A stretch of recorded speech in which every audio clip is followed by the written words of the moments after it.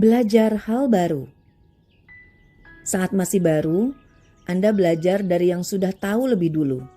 Saat Anda sudah ahli, ada orang lain yang belajar dari Anda. Maka, di saat itu pun Anda belajar untuk mengajar. Apapun posisi kita, selalu ada kebutuhan belajar. Karena itu, luangkan waktu. Mau 1 jam atau 2 jam atau 3 jam sehari, terserah aja. Yang penting ada alokasi waktu per hari buat belajar. Sebab memulai apapun termasuk bisnis pasti ada masa belajarnya. Istilahnya learning curve atau kurva belajar. Dan itu butuh waktu, nggak bisa instan. Kurva belajar setiap orang berbeda satu sama lainnya, tidak bisa diwakilkan. Namun, semakin besar motivasi kita untuk berhasil, makin cepat waktu yang dibutuhkan untuk paham, makin efisien pula proses belajar kita. Saya pun begitu. Saat saya buka toko susu, perlu belajar banyak hal. Mempelajari kebutuhan susu di wilayah saya tinggal. Lalu, survei harga susu di pasar swalayan. Juga belajar bikin catatan stok dan distribusi biar cash flow terlihat. Saat sudah buka, saya jadi belajar hal baru lagi. Bagaimana bikin toko susu jadi ramai pengunjung. Gimana caranya promosi dan seterusnya. Belajar hal baru kan? Mau menjual secara online juga sama. Belajar banyak hal baru. Dulu saya mempromosikan lewat mailing list karena gak punya modal buat bikin website. Jadi saya pakai blog gratisan deh. tokoilna.wordpress.com yang sekarang udah saya hapus. Menulis artikel promosi, membuat fanpage di Facebook, semua itu hal baru buat saya. Butuh belajar, gak langsung bisa. Kalau sebelumnya cuma menggunakan Facebook untuk pamer foto anak atau menulis status personal tentang masakan yang keasinan, bisnis butuh trik khusus saat menulis status. Bagaimana caranya bisa promosi tanpa mengganggu orang lain. Apalagi, apapun yang kita sampaikan lewat internet bisa tersimpan. Apapun status atau foto yang kita pasang di Facebook bisa di-capture dan jadi alat bukti. Bandingkan jika kita bertemu orang secara langsung.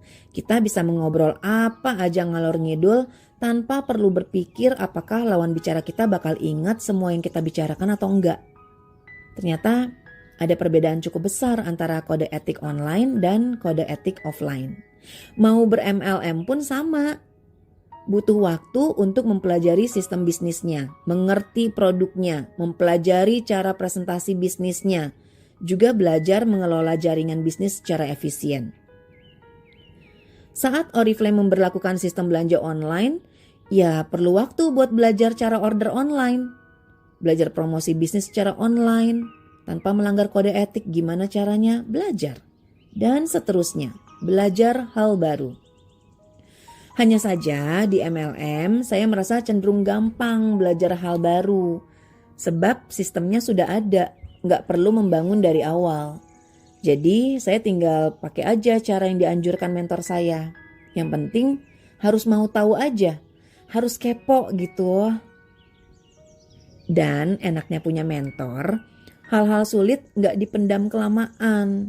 Yang penting mau cerita ke mentor, apa sih kendala yang kita hadapi saat menjalankan bisnis? Mentor pasti kasih tahu caranya. Kalau sudah diajari, ya tinggal diikuti tanpa menawar. Jalani aja.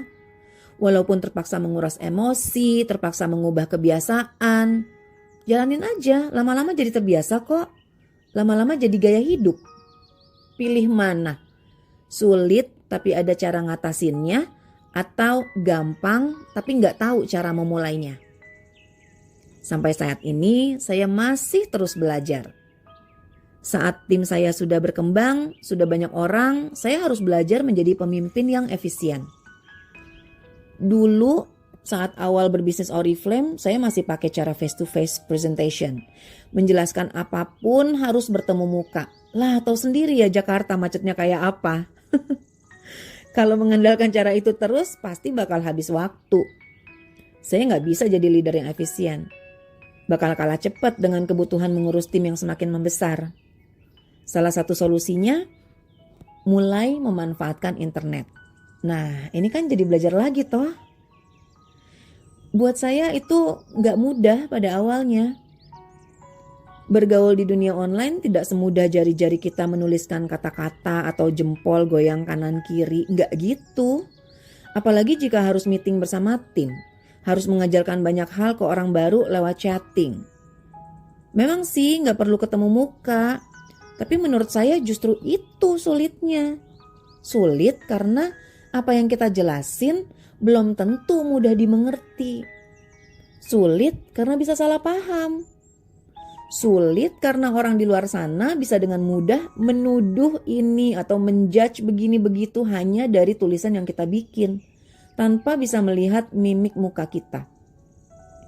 Maksud hati menulis kata-kata biasa, tanggapannya bisa beda. Nah, kalau nggak santai, bisa-bisa begadang, nggak bisa tidur gara-gara membaca komentar miring.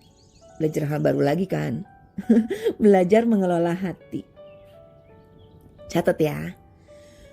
Belajar hal baru setiap hari bikin kita jauh-jauh dari pikiran negatif, iri, dan dengki. Karena sibuk belajar sesuatu yang baru, kita nggak akan sempat lagi memikirkan hal-hal yang bisa melemahkan hati.